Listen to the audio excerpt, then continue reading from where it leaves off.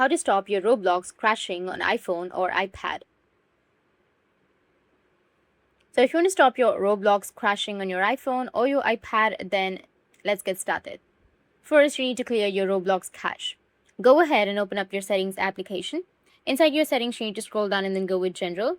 Then scroll down, tap on iPhone storage. Here you need to simply search for Roblox. Once you find your Roblox, you need to tap on it. Once you tap, you'll get this kind of interface. Now you just need to simply go with offload application.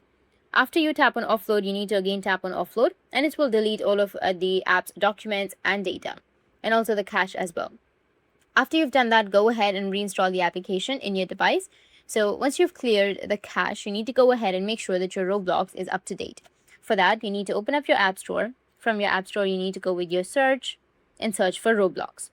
Once you search for Roblox, you will find the update option. If you have any updates, you need to just simply go and update it. After updating, your problem will be fixed. Or you can just simply go and do a fresh restart of your device and it will fix your problem. It sounds simple, but a full restart clears up background glitches. So go ahead and power off your phone and wait for 10 to 20 seconds and then power it back on. After that, you need to know that Roblox needs at least 1 or 2 GB free to run smoothly. So delete any unused apps or photos and then try launching the game again. If nothing works, you can go ahead and simply uninstall the Roblox application and then again reinstall it from your app store. That's it. If you found this video helpful, hit the subscribe button and thanks for watching.